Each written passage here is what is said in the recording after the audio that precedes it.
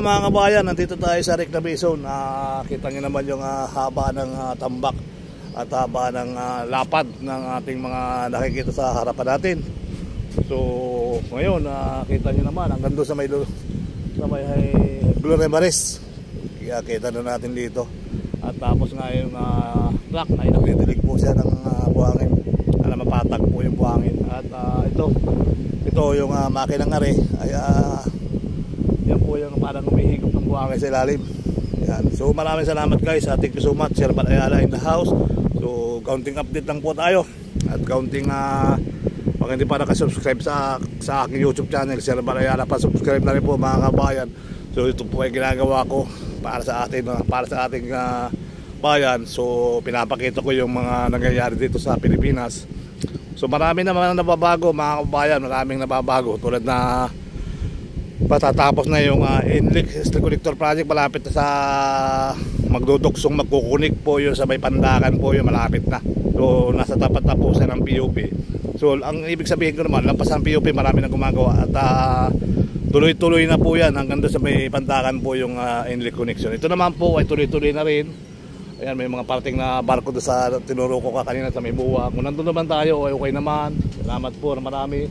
So ito na yung pinaka-latest update natin sa reclamation area. Maraming salamat po. Bye-bye. Magandang araw po sa inyo lahat at pinagpalang araw. So nandito tayo sa reclamation area. So dito mga kabayan ay tuloy-tuloy na yung galawan dito muli. So lumapad siya na lumapad hanggang doon sa kabila. Ayan. Kung mapapansin natin, mayroon silang mga balak dito sa kabila rito. Ayan, may balak sa po siya dyan. May balak sa po siya dyan munting opisina. So ayan, so ito po ay pinapatag ng tuloy-tuloy. Pinapatag ng tuloy-tuloy dahil sa yan, Sister Swanson dito. Ay, dito mayroong bundok na buhangin din mga kabayan yung bagong deliver. So malaki na yung malawak na tumaas yung buhangin dito. So hopefully ay dito naman tahimik ang galawan ngayong araw. So galing tayo sa kabila, nagbababa ng dalawang barko, dalawang barko yung nagbababa ngayon doon mga kabayan sa may tapat ng Muwa Seaside. Yan.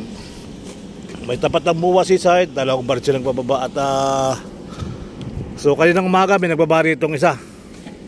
Dito sa rapat kita sa kabilang area. So nandun nga po tayo sa kabilang area mga kabayan. So good afternoon. Good morning. At dito nga tayo sa may reclamation area. Ayan so nandito yung mga ibang kaibigan natin doon sa kabila. Nagpapatag sila doon. Ayan.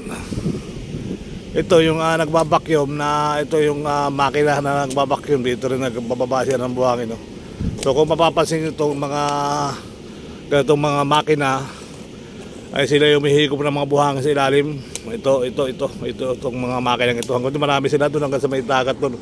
At marami po yung ganitong makina. Ayan ay parang vacuum umihigop ng buhangin mga kabayan. So tuloy lang ang buhay, tuloy lang ang life. Yan, sa taot po at dito tayo sa may lime. Ayan, so ito ay barracks walang nakatira kayo dito. So maganda na kung dito kasi babaw magbablog, pwede pwede ka sumilip, wala tayong kaibigan sayang. Pwede naman sana kung magpapaalam. Pwede siguro.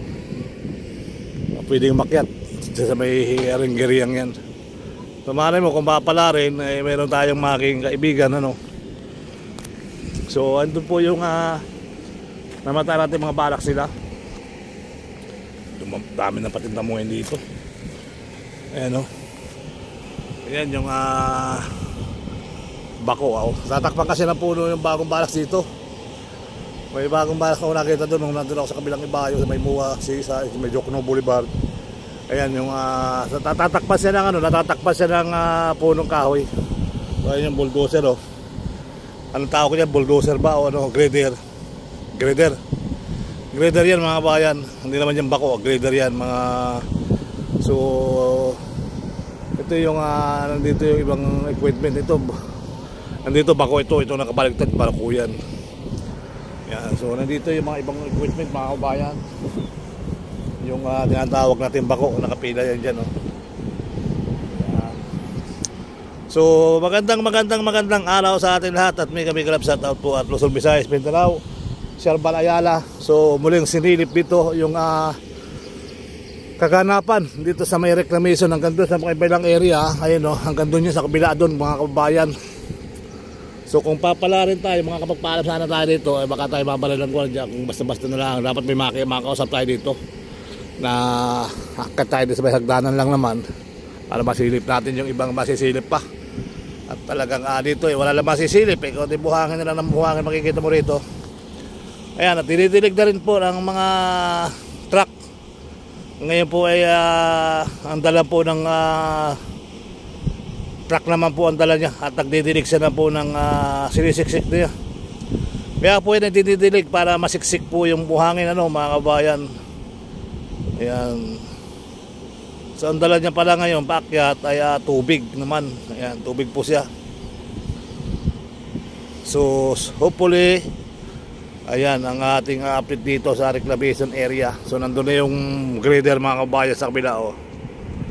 Ayan. So tuloy naman tayo dito. Ayan. So yan, tuloy-tuloy naman sila dito gumagalaw. Gumagalaw ayan oh.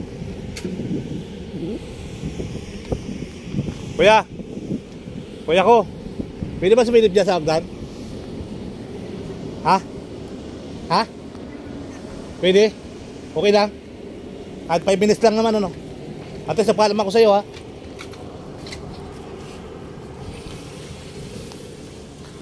So makita tayo sa hagdan, may nakita tayong kaibigan. Ayun, nakita na natin yung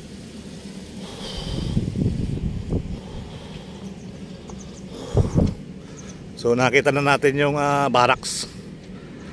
Yan, so ito yung GSIS. Ginagawa na rin dyan mga kabayan. Yung ginagawa na rin yung banda dyan sa may tapatan GSIS building.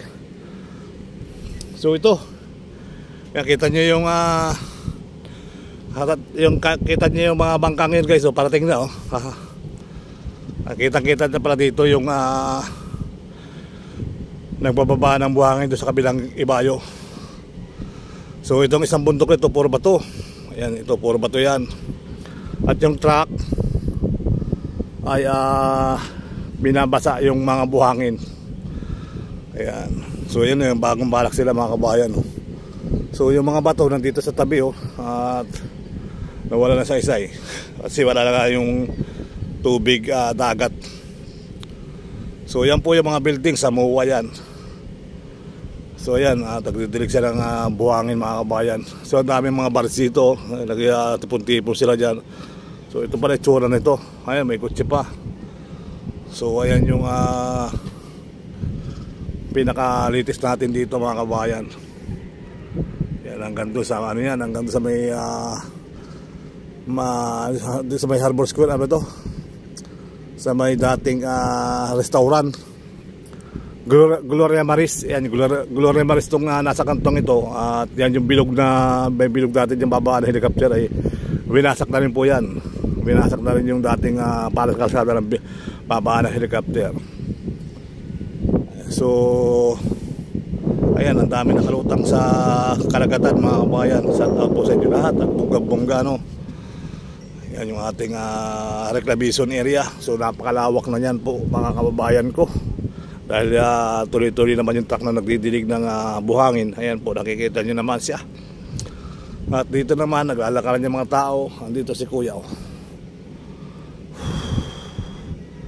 At doon nakita natin may equipment dito sa kabila. Ayun So ito yung nagpapakyum ng buhangin. Umuusok na guys Ayan ay ongoing po yan.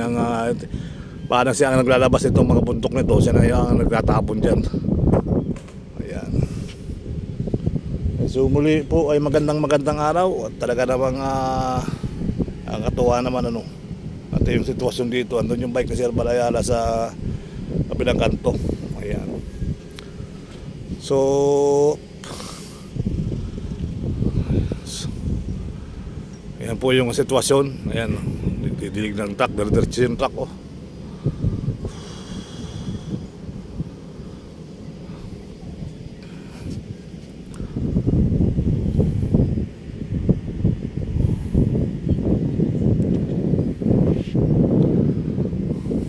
Chik yata ito naglalakad na ito eh. So yun po, at may mga parating na dyan mga barso, mga kababayan. Eh wala pa naman, karating lang yan. Dalawa. Yung isa nandito sa tabi, yung isa nagbababa dito sa banda rito eh. Sa may bandang nito, dito sa kita rito, nagbababa siya ngayon dito. So itong dalawa nga rin parating na to, bumibido na siya dyan mga kababayan. Yung nakikita nyo yan, yung dalawa yan, isa kaya nandito sa tabi ng buhangin na. So mamaya yan, bubulwak na yan. So yan, maraming salamat sa inyo at ito na yung katayuan dito ngayon mga kababayan sa reclamation area. Salamat.